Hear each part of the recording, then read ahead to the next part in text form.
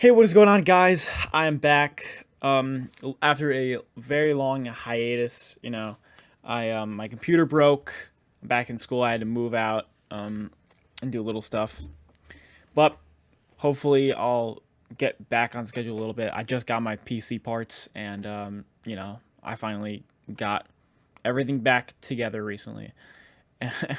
I mean, in the computer sense, but gained a lot of new information about these prospects since the last time I saw you. Of course, the draft order is mostly set outside of the NFC and AFC championship games, so that's always fun. And going to be also experimenting with little scenarios. The draft board has changed. A lot of things have changed since I have almost made a video in a month, but we're going to skip all that and we're going to get right into this video. So, with the first overall pick, we have the Chicago Bears, of course. Now, the problem with the Chicago Bears is they're likely to trade this pick. There's no need to spend the number one overall pick on an obviously defensive player. You're not gonna trade Justin Fields. You're not gonna draft a quarterback, and they could get a lot of value for this number one overall pick. Since I think that I think this is a generally weak class outside of some defensive positions and maybe the receiver room, but this is not a stacked receiver room unlike the last couple of years. Look, Chicago's going to trade out. It depends if it's Indianapolis. It depends. It could be Vegas. It could be, I don't know, maybe Detroit. And we'll see how that goes. But if we're doing the hypothetical that the Bears do elect to take this pick, I can either see them taking one of two players, Will Anderson or Jalen Carter. And in my opinion, I think Will Anderson is a more valuable player than Jalen Carter. Of course, this is like for example, this is like the Nick Bosa versus Quinnen Williams debate. And I think that Will Anderson is just at a more valuable position, and he also is basically my number one prospect. He has been for mainly the entire year, and he's got a great pass rush set. Even though he doesn't have like the highest like grit, he's not of course the strongest edge rusher in the world. He is, I think he could have an Aiden Hutchinson like year. You know what I mean?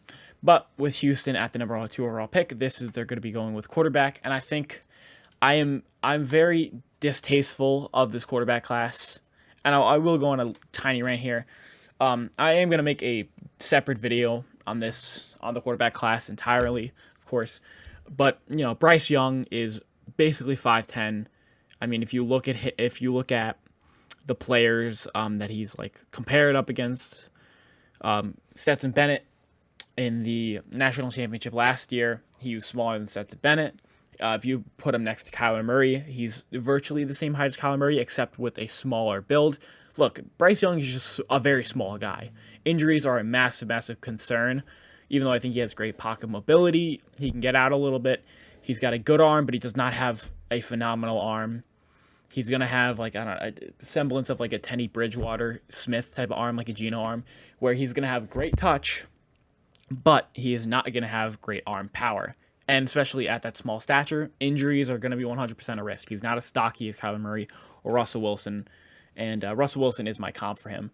And then you got, C.J. Stroud, who is got some pocket, or he's got some questions under pressure. You don't really know what he's going to end up like when he doesn't have Marvin Harrison, Garrett Wilson, Chris Olave, when he doesn't have the best weapons in the world, and when he doesn't have a great offensive line. What is C.J. Stroud going to be?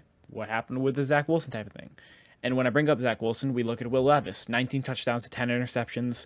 He's not super impressive on film. He's going to get the hype from the pro day. People are calling him the quarterback one. Very questionable to believe that hype if you actually put on, a play-by-play of his actual tape. And then you look at Anthony Richardson, who, he's got all the great tools, but he also has a lot of, he has a lot of confusing decisions. Anthony Richardson is steadily becoming the quarterback one due to his tools. He's a very raw prospect, not in the Trey Lance way, more in like the RG3 way. But Anthony Richardson, he also is very up there in the interceptions. And then you got like the other guys like Hendon Hooker. Hendon Hooker is 25, coming off of an ACL tear. Max Duggan, old. DTR, another guy, senior, also 23, Seth Bennett. I don't even know where Seth Bennett's going to go.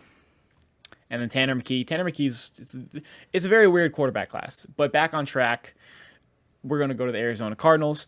They need the best defensive player available. You have J.J. Watt retiring. You slip Jalen Carter right in there. Hopefully they have a scheme change. Their defensive scheme under Cliff Kingsbury was horrible, and Jalen Carter can be a big disruptor if he's played, and well, and he gets, some good defensive help there. But the defense in Arizona is it's just bad. It's just pure bad. Hopefully they get their stuff together next year, and they're going to pick high next year as well. But Jalen Carter is one of my favorite prospects. He reminds me a lot of Quinnen Williams, somewhat of Aaron Donald as well. He's got the mobility of Aaron Donald with the pass rush moves of Quinnen Williams, which is dangerous, and that's why he potentially could be the number 1 overall pick or the number 2 or 3. He's going to go top 3. I think the top 3 is mainly set, but he is a very good prospect, except he is a little small. But he's gonna play. He's essentially a extremely blue chip 3-tech prospect, which is a 3-tech is where Quinnen Williams plays on the New York Jets. And the Indianapolis Colts quarterback all the way. They're gonna end up overdrafting on C.J. Stroud. I am not the biggest C.J. Stroud fan. I really haven't been for a while. I think he has phenomenal accuracy. He just reminds me a lot of Mac Jones. You know what I mean? It's like somebody who comes from a team with phenomenal weapons, and then he goes to the NFL. He doesn't have C.J. Stroud. Even though he's supposed to be mobile, and he does have a little mobility to him, C.J. Stroud is a pocket passer through and through. He doesn't like to escape the pocket. He doesn't move around. Essentially, for Ohio State, he's got all the time in the world. He doesn't really need to do that. So that accuracy is there. It's 100% there. He has great touch, but under pressure, he is wonky. He's a little fidgety. I don't know. He's just very much not good under pressure, except from the college football playoffs. He proved a lot of people wrong, and he proved what he can be against very good talent. But he's had one of the best receiver rooms in the last 2 years, possibly in college football history. Garrett Wilson, Jackson Smith-Njigba, Marvin Harrison, Chris Olave, and Mike Ibuka. Those are phenomenal weapons. And if he goes to the Colts, he's got Paris Campbell. He's got Michael Pittman Jr. These aren't guys who can actually create separation. So that accuracy, it's going to definitely help him. But with that offense, we saw what happened to Matt Ryan when he was in the statue.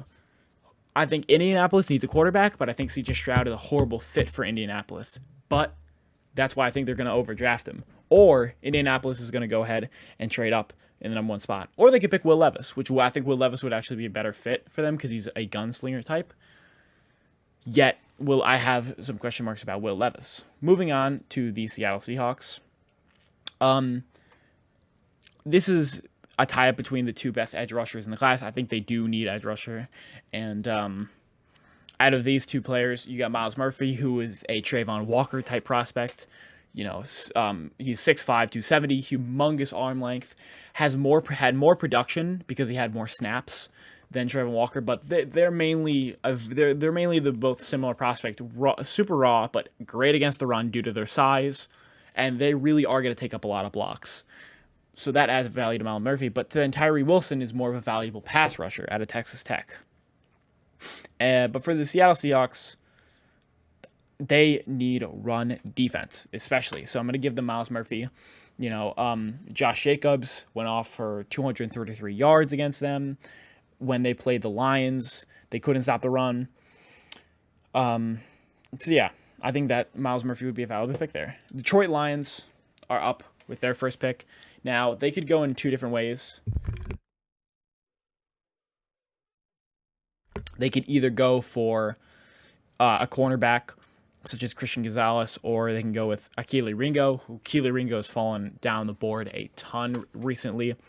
Or they could go with a quarterback. But Jared Goff had essentially a Pro Bowl year for most accounts. 27 touchdowns, 7 interceptions.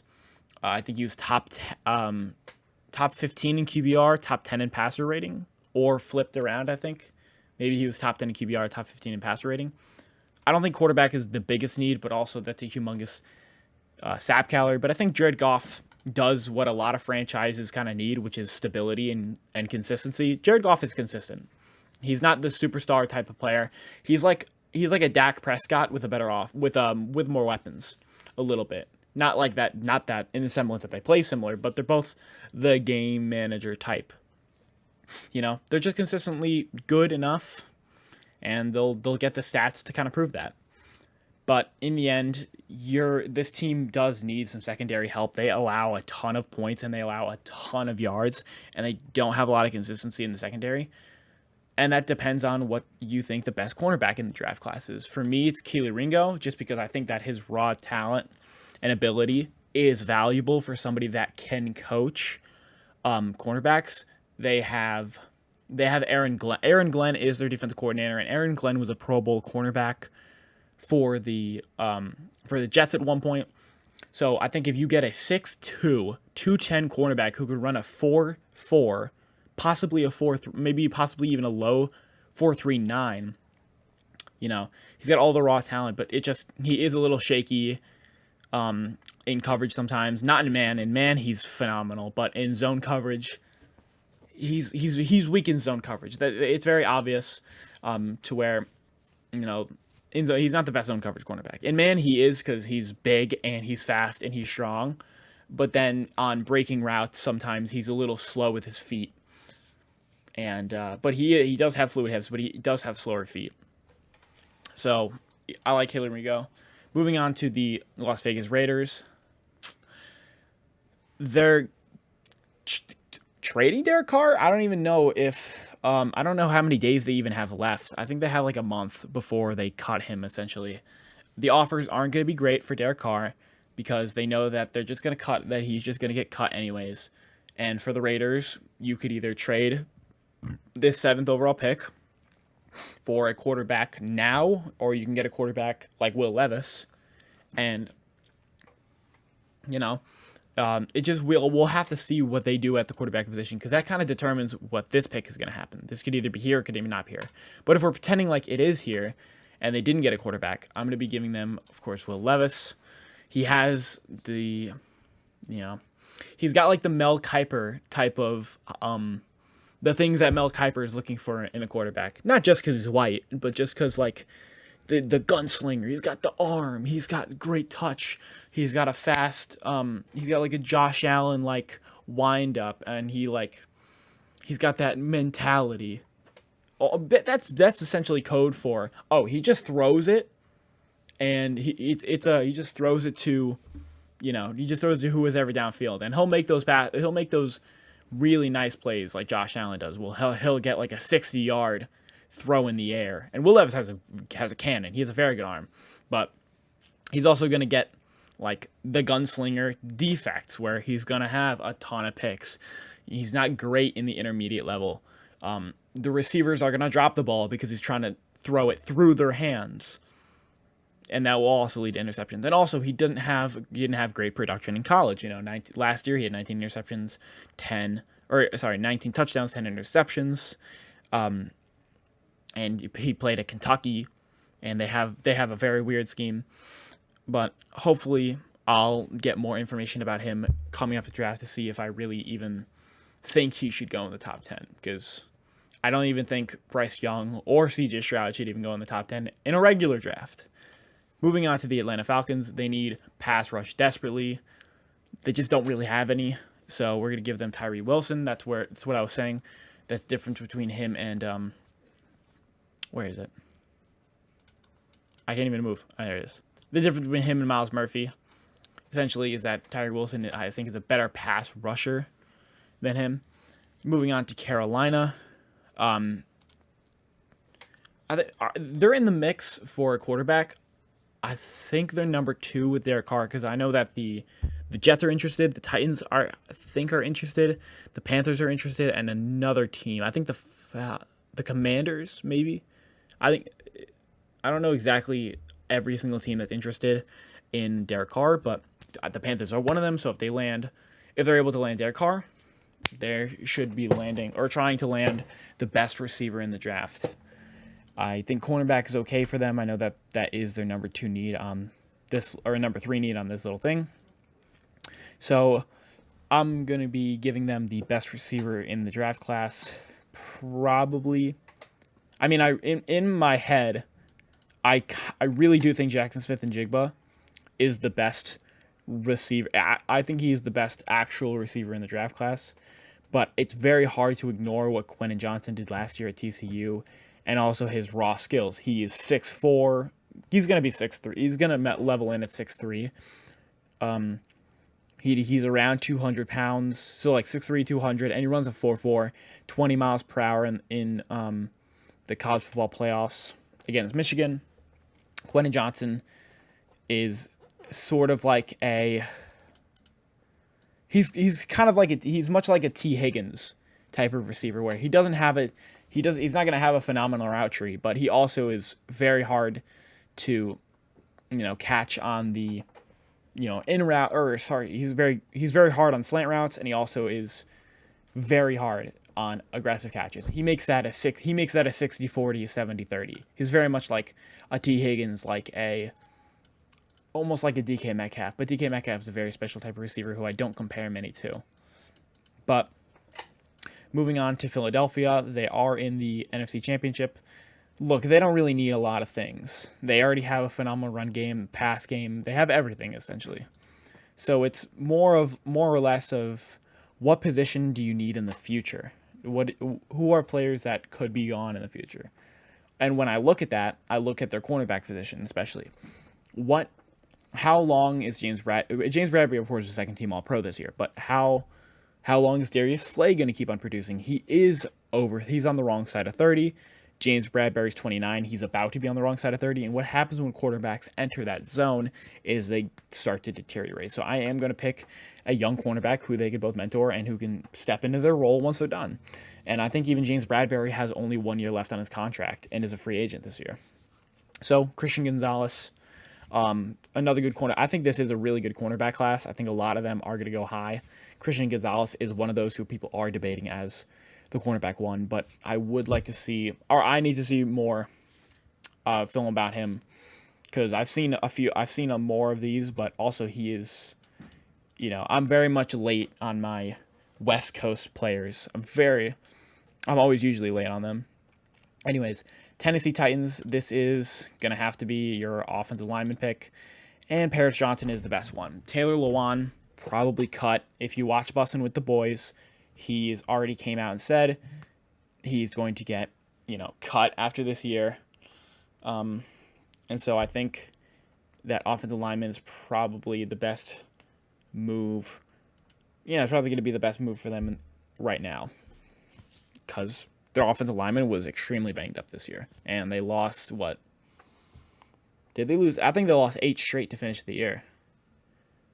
Yeah. And that was a lot due to their quarterback situation and their offensive line. Houston Texans. I think the best move, and this has kind of been proven, is to give your young quarterbacks weapon straight off the bat, which is also to draft them. And what have first round receivers kind of done in the last couple of years, or first and second round receivers do? It brings a lot more value because they're coming in immediately as difference makers. We've seen Garrett Wilson, Chris Olave, J-Mo, Burks, Jamar Chase, Justin Jefferson, CeeDee Lamb. You got even Jerry Jeudy. Over the last couple of years, there have been a lot of first round receivers that have made impacts right off the bat. And if you're drafting Bryce Young, what do you want to do? You want to help him out as much as you possibly can. So what do you want to do? Do you want to go with Jordan Addison, or do you want to go Jackson Smith-Njigba? They're both very similar receivers, except I like one much more than the other. I like Jackson Smith-Njigba a whole hell of a lot because he had a sophomore breakout. So did Jordan Addison, to be fair, at Pittsburgh, and he won the Blitnikoff. But Jackson Smith-Njigba, 1,600 yards, went off on the Rose Bowl, was injured the majority of this year, but phenomenal route runner. Not the fastest guy, but he also is not the smallest guy. I think Jordan Addison is Jordan Addison is incredibly small. Jordan Addison reminds me a lot of a Devontae Smith type of receiver, but Jackson Smith-Njigba is I think he's more like a to be honest, I just think he's more of like a Justin Jefferson type of receiver. When you look at Justin Jefferson in college, at LSU especially, what did he do? What was he behind? He was behind a monster in Jamar Chase. Jamar Chase got a whole lot of the attention. At Ohio State, he had two of those. He had Chris Olave and Garrett Wilson. But what did Jackson Smith-Njigba do in his sophomore season? He outplayed them. He had more yards. Playing primarily, he played everywhere. Jackson Smith-Njigba can play everywhere on the offensive side except the X. He can play in the slot, play in the H, play in the Y. He can play pretty much everywhere, and he's versatile. And, at Ohio State, he was pretty much open the majority of the time, and he was really good after the catch as well. So I think that would be the wisest decision for Houston, and that's my little tidbit about the receivers in the draft class. So with the New York Jets, you have your biggest need as offensive line and quarterback. I really don't think they're going to draft a quarterback. I think they're going to trade for a quarterback. I don't even think this pick is going to be here because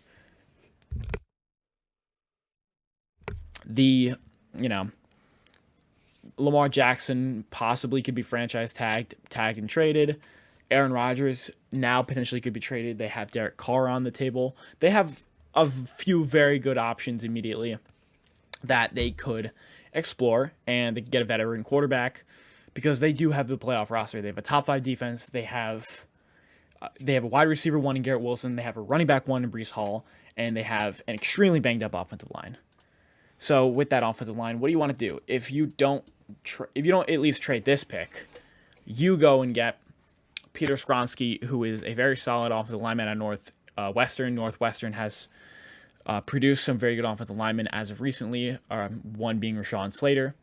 Peter Skronsky, I don't think is as good or as solid as Paris Johnson Jr., but also Skronsky plays on the left side, and he's very solid. He's locked down. It's like the Andrew Thomas versus Tristan Wirfs debate, and both of those tackles are very, very solid. I'm not saying they're both going to end up like all pros, but I'm saying that it's more like of the debate where it's like, do you want the more solid guy, but he plays a lesser position at right tackle, that's Paris Johnson, or do you want to play, the guy who has more potential and who is more locked down at a more important position and who isn't as flashy, but he plays a more lockdown position at left tackle. That's Peter Skronsky.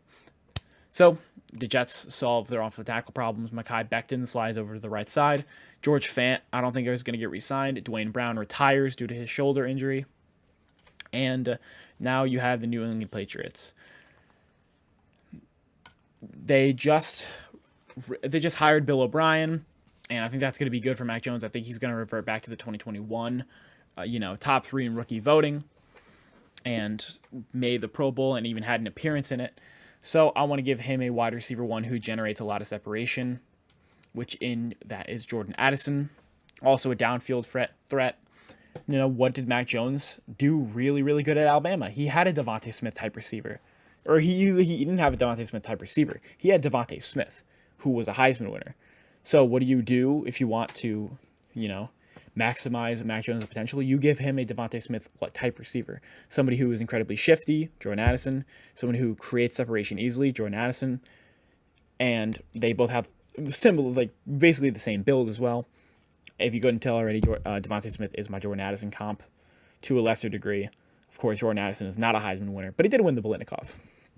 Anyways, the Green Bay Packers. They are likely not going to have Aaron Rodgers this year. Likely Jordan Love will take over the role, and they have such a lack at the receiver position. But I think I think 15 is too high to go for a guy like Josh Dobbs or Jalen Hyde, because both of these guys only do one thing well. Josh Dobbs is a slot guy, and is a slot only guy at 5'9".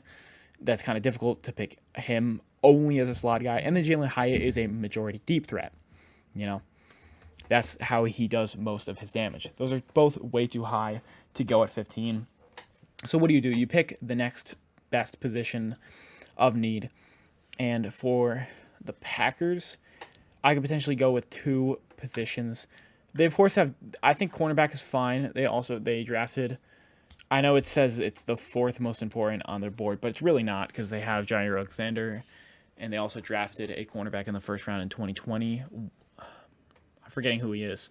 They have Rasul Douglas, who plays both the slot and safety. So I'm looking for more of an edge player, and I can go with a guy like Nolan. I can get behind them going with a Nolan Smith in the top 15 because Nolan Smith was somebody who generated a lot of hype earlier in the season before he went out with a season-ending injury. I don't know exactly what it was. I think it was an ankle injury. But Nolan Smith, captain at Georgia, national championship, two-time national championship, or national champion as a captain. You know, another guy who is a raw athlete, 6'3", 200 and something. I don't know his exact weight, but very, very good fast twitch. We like fast twitchy guys. And Zadarius Smith left. They didn't generate a ton of pressure outside of the defensive lineman they already had. Anyways, the Washington Commanders, this is pretty much cornerback. And for me, I'm the biggest fan out of Joey Porter of Cam Smith because I think he's an A.J. Terrell. He's an A.J. Terrell type of cornerback. Cam Smith is not, he's not a Ringo. He's not this super freak athlete where he's going to catch up to the ball instantly. What Cam Smith is going to do is he's going to play very much lockdown cornerback type stuff.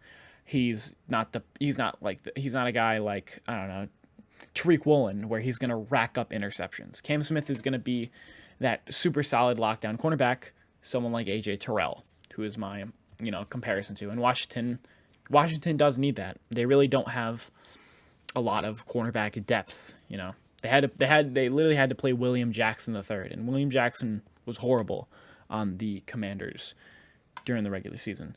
Going to the Pittsburgh Steelers, I would like them to pick any of the best offensive linemen available, especially left tackle. You have Kenny Pickett, who is now going to be a second-year player, and the offensive line was just unimpressive this year. And Najee Harris would greatly benefit from Broderick Jones, who is humongous, and it would lock up that left side of the offensive line. Detroit Lions with the second pick in the first round. Of course, this is their pick. This is their own pick. The sixth pick was the pick from the Rams, which was turning out to be more of a even trade. Rams got their championship. They got some good value back. They got 2 first-round picks. One of them ended up being Jamison Williams too. So, Detroit Lions traded T.J. Hawkinson. That could potentially lead to them going with a guy like Michael Mayer, who I don't think goes as high. Or they can continue building what they have going, which is potentially maybe getting another wide receiver on offense. They have a really solid offensive line. They've got a good back core. So I don't think I'm going to need to draft like a Brian Robinson. But I would like to give them some safety help. And I think this is a good place to draft Brian Branch. People are very high on him. He's just a very good all-around safety. I think he's even potentially getting linked to Derwin James. Derwin James, very, very solid, strong safety. He's pretty much does everything, plays in the slot. And if Brian Branch is getting compared to a guy like Derwin James, who is arguably the best cornerback or arguably the best safety in the league, probably top 3. But, you're going to jump on that opportunity. The Lions don't have a ton of safety help outside of Kirby Joseph. Kirby Joseph is their free safety. Here's their ball hawking safety. So you put Brian Branch at the strong spot. You can put him in the box. You'll put him in. You don't need to put him in the slot, but you can put him in the overhang. Brian Branch is going to do some good things on that defense, and I think Brian Branch is the best safety by far. And he could even be a top 15 pick, which is very high for a safety, but I think he could potentially end up being one of those. Now for the Tampa Bay Buccaneers, I think that this is best cornerback available. You saw that they were much worse against the pass this year. They also don't have a ton of cornerback depth. Of course, Jamel Dean, Jamel Dean is an unrestricted free agent this year. Or, yeah. Yeah, Jamel Dean. So, what do? You draft a good cornerback out of Penn State. I don't have an exact comp for him yet, but I'm trying to work on that pretty soon. But Joey Porter, people have called him even the potentially cornerback 1 or 2. He's definitely in the mix with Cam Smith and Ringo and Christian Gonzalez. Seattle is up again. This is also their second pick, which is their own. This is the Broncos pick was number 5th, went with Myles Murphy. So at number 20, I would probably end up going with a linebacker, or man, I think a tight end would be super fun, but they really don't. They already have great tight end depth. I don't think they need any. So I would potentially go with more offensive lineman help. O'Shirus Torrance, big interior offensive lineman out of Florida. And what did Seattle do last year, though, so good? They drafted 2 lockdown tackles. They got Charles Cross. They got Abraham Lucas. And, keep on building that offensive line for Geno Smith. The more times he gets, the more lethal he is. And that's especially important because I think that he's definitely going to come back. I think they could even draft a guy like Anthony Richardson, but I think Geno Smith will be there for another 2 to 3 years. With the Chargers back on the clock, I really want them to go with something that would benefit Justin Herbert immensely, which is a true speed deep threat. Jalen Guyton tore his ACL, was out for the year. Joshua Palmer is good, but it's Joshua Palmer.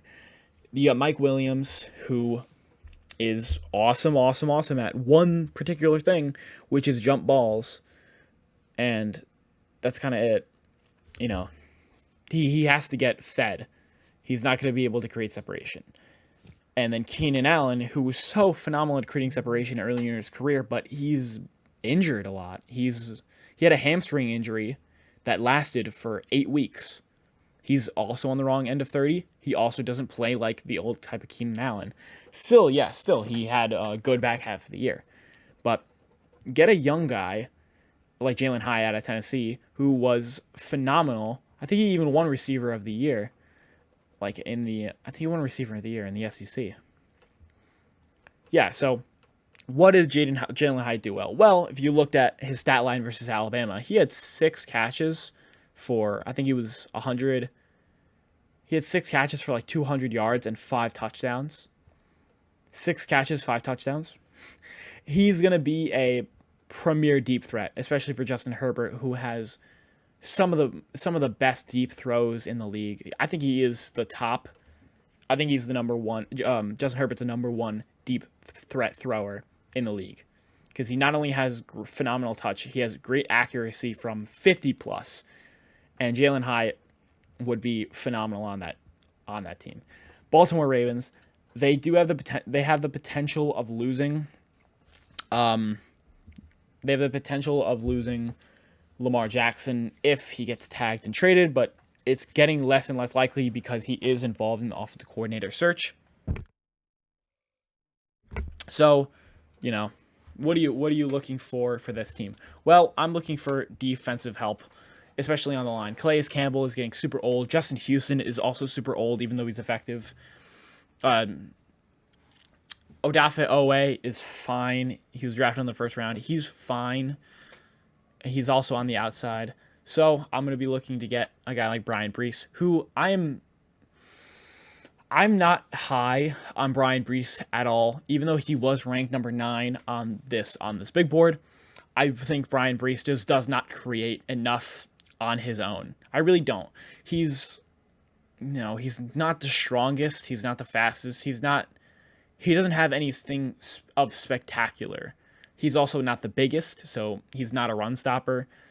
He's just kind of there, which is good enough if you want him to be like a plug and play, but that's a high value for somebody that I don't think is that great in the first round. So even at him going at 22, that's still even high for me, but I just think that Baltimore needs that defensive help a little bit more. So drafting him at 22 is a little high, but I think that's fine enough. For the Minnesota Vikings, they just fired their defensive coordinator. They allowed the most amount of passing yards in the league. So we're going to need to give them some type of cornerback help. I'm going to give them Witherspoon, another guy at Illinois, guy at Illinois, small school, different competition. He's climbing up boards. I haven't seen a ton after the season. You know, I've heard about him during the season, but I haven't heard a lot about him yet due to like everybody climbing around who's the top 4, like what is the order of the top 4 cornerbacks.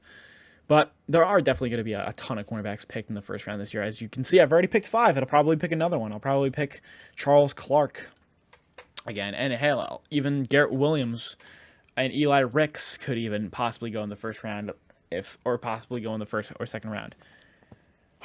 Now we're going to Jacksonville. Jacksonville is such a sick team because they just have like a ton of slot guys. They got like Evan Ingram, slot tight end essentially, like one of the fastest. Christian Kirk, slot. Zay Jones, slot.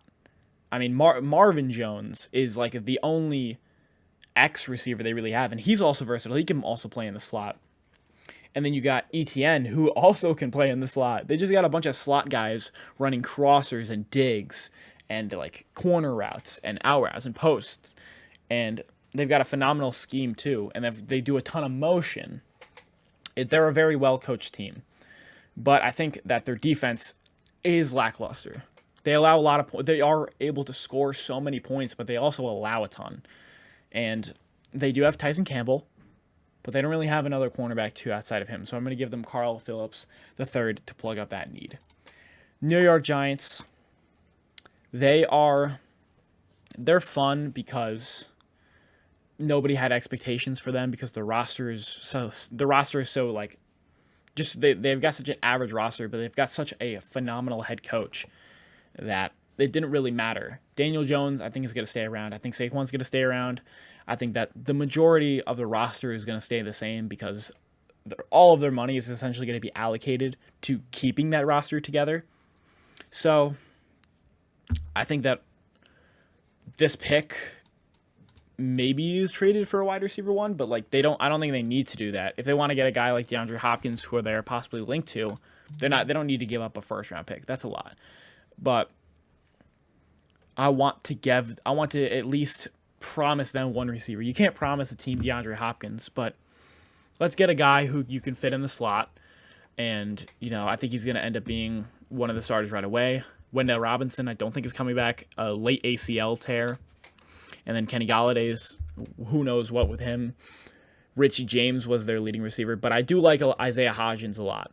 So we're going to get Josh Downs. He's going to be in the intermediate level. When Daniel Jones is scrambling, he's going to be able to dump it off to him and get yards after the catch, which Josh does so well at North Carolina. Moving on to Dallas. Dallas needs a ton of safety help. They also potentially need maybe some corner. I mean, I think they need cornerback and safety help primarily. Their safeties later in the year were starting to, fall down a little bit. So yeah, I think I'll give them Antonio Johnson. More of a free safety type or Johnson is a free safety build. I think he's 6'1", and more of a ball hawking, more of like a deep cover safety. And from a team that covers, deep so well, what do? You stay with that identity, draft basically a free safety. With the Buffalo Bills, this is where I'm going to pick Bijan Robinson. I think maybe a team goes with him early, but it's a running back, and running backs, in my opinion, are very replaceable and their value can be substituted. You can it's like a first baseman. It's like you can get a first baseman that is just a little worse, but you pay a hell of a lot less. So for Brian Robinson, he can do all 3 levels of a running back. But how much value do you put on that? Do you want to invest a first round pick in that? And for the Buffalo Bills, that's kind of a yes, because your whole running identity is through Josh Allen. Devin Singletary is fine. James Cook is fine, but these guys aren't superstar running backs. And you invested a second round pick into Robinson and a third round pick into Devin Singletary. So do they want to get a first round pick, or do they want to give another high value pick for a running back? And then the answer is yes, because Brian Robinson is 100% worth it. He's easily, by far, the best running back one, and he's the best running back prospect since Saquon Barkley. But a lot has changed since Saquon. Running backs don't get necessarily the same amount of pay and attention or value brought onto them. So that's going to be an interesting scenario. For the Cincinnati Bengals, I'm deathly afraid of their offensive line situation, so I'm going to go with Anton Harrison. Look, Jonah Williams is always injured. Lyle Collins is not good anymore. So that tackle position is immediately and always is under duress.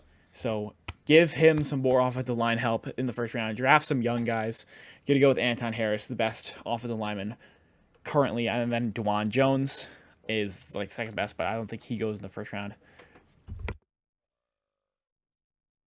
So for the Denver Broncos, I really want to give them. I mean, they just need offense. They really just need offense. They had the worst scoring offense in the league last year, a lot due to coaching. But I don't even know, because like I would love to give them more offensive weapons for Russell Wilson, but like you want to draft Jahmyr Gibbs when Javonte Williams was a second round pick again. Cortland Sutton, first round pick. Jerry Jeudy, first round pick. They don't really have a tight end, but they also they have Albert Okwuegbunam, and they also just drafted a rookie who played well in the snaps allowed. So that kind of brings me to defense. I'll give Isaiah Folsky good year at Notre Dame, primary edge rusher, and the Broncos. This is also kind of a need. Traded away Bradley Chubb, and you're able to fit him where Bradley Chubb would play. Kansas City Chiefs. This is. I mean, I would love to replace Cam Clark, and essentially how much he's played. Not Cam Clark.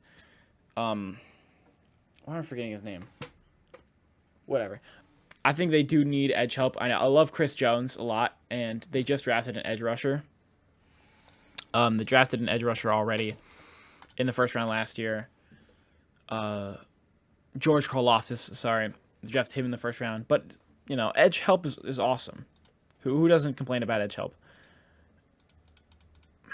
But they have kind of like different needs. The Chiefs are a complete team, but they also have like a little bit of age. You know what I mean? So it's like their defense is pretty set. Like I would say their linebackers are set. Their defensive line is kind of set. I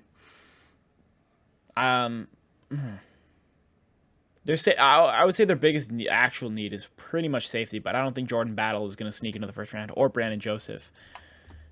So I don't know. I would love to give them Michael Mayer, because we could pretend that Travis Kelce isn't going to do Travis Kelce things for too long, but you don't need to draft a tight end when you have Travis Kelce in the first round, especially.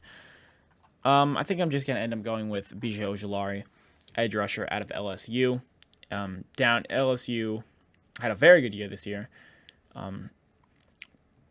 So yeah, I'll just give them an edge rusher, just hopefully to fit their need. Philadelphia is back up. This is the 10th overall pick, was their Saints pick, got Christian Gonzalez. And Miles Sanders I think Miles Sanders' contract is up. So